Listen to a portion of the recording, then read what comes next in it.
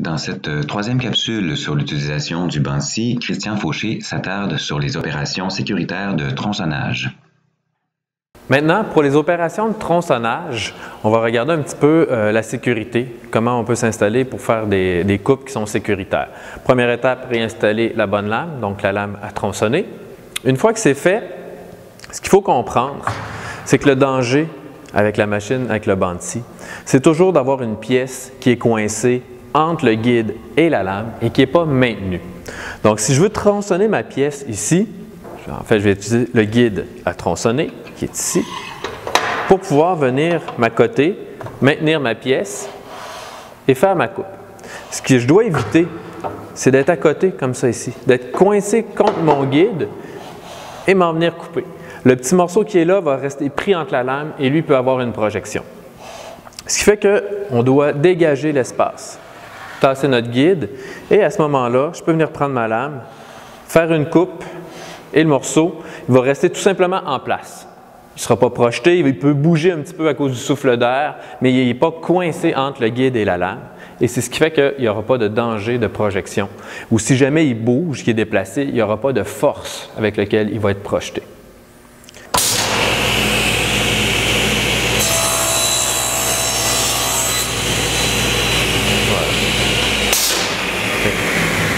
On peut voir que la pièce est restée en place, qu'elle n'a juste pas bougé. On attend que la lame s'immobilise et on peut venir l'enlever. Quand on fait une coupe pour tronçonner, un petit peu comme l'équerrage de notre lame quand on voulait vérifier au moment de la refente, encore une fois, l'équerrage était important, mais je peux aussi venir vérifier l'équerrage de ma lame et de mon guide à tronçonner. Je vais m'installer comme ça ici. Venir le placer. Parce que je peux desserrer et ajuster l'angle comme ça ici. Donc, on a une petite butée ici à l'arrière avec les degrés qui nous permet de venir faire un ajustement ici. Si je sors mon guide, on va mieux voir un peu la butée qui est là, qui permet au guide, il faut desserrer, de complètement glisser, de tourner. Je peux venir chercher des angles dans les deux sens et de l'autre côté comme ça ici. Quand je referme ma butée, elle vient s'accoter, puis il y a une petite vis qui permet un ajustement pour le mettre vraiment à 90 degrés de façon rapide. Il faut quand même toujours vérifier qu'on est bien à 90 degrés avec notre équerre.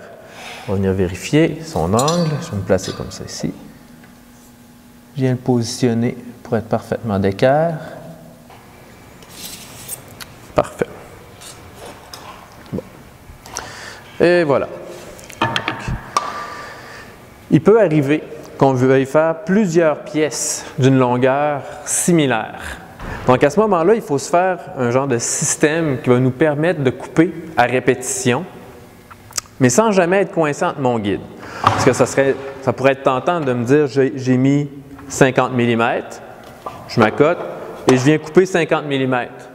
Mais les pièces vont être coincées entre la lame et le guide. Donc pour éviter ça, on va tasser notre guide. On va se prendre une autre pièce qui est ici et je vais la mesurer. C'est la chute que j'ai faite tantôt de ma pièce qui a 100 mm. Donc avec mon 100 mm qui est ici, je vais le rajouter à ma mesure de 50. Donc ici, je vais m'ajouter à 150 mm.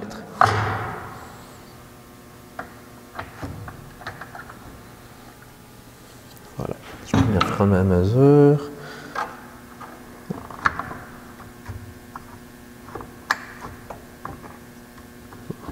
J'ai mon 150 mm, ce qui fait que je vais pouvoir venir m'accoter, maintenir ma pièce sur mon guide, libérer l'espace et effectuer ma coupe. Comme ça, mon bloc ici est libéré, il n'est pas pris entre la lame et le guide, et je vais pouvoir répéter l'opération plusieurs fois puis avoir des blocs qui ont toujours la même grandeur. Je vais en faire deux.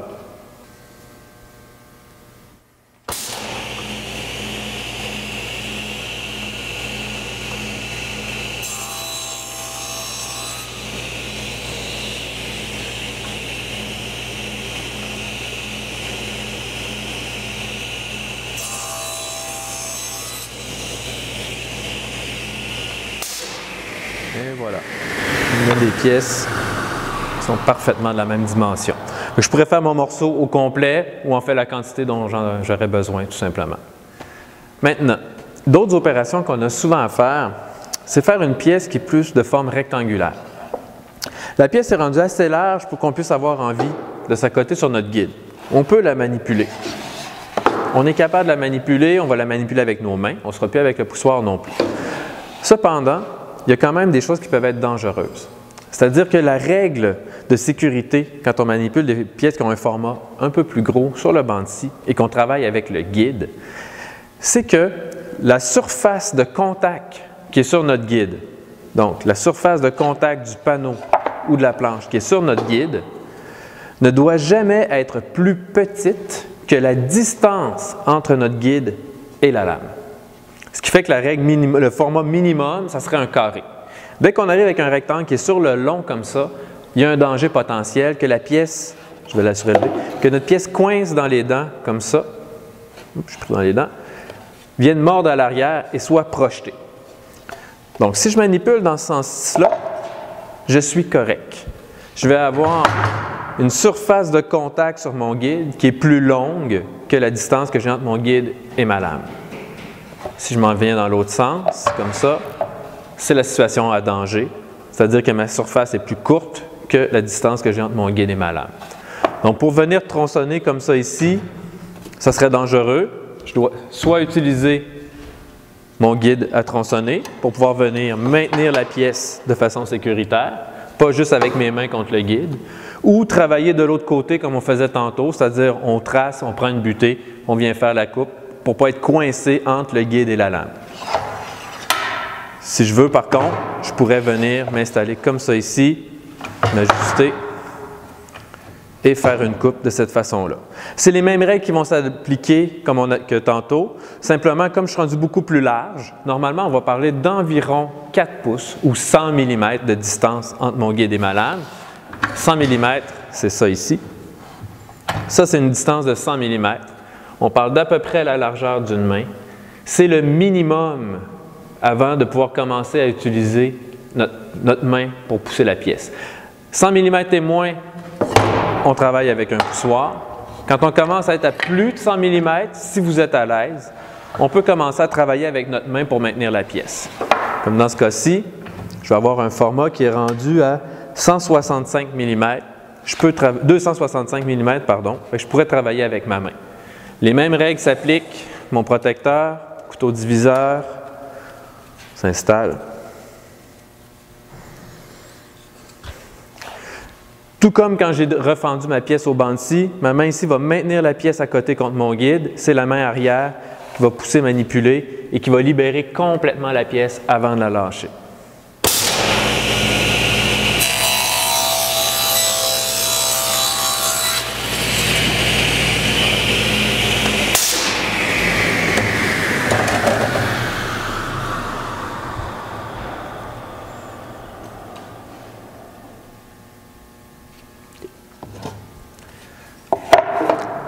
Quand on pousse une pièce de bois, comme ça, entre notre guide et notre lame, la plupart du temps, c'est un panneau, soit qu'on a laminé du bois ou qu'on a acheté un panneau composite, style contreplaqué aux particules.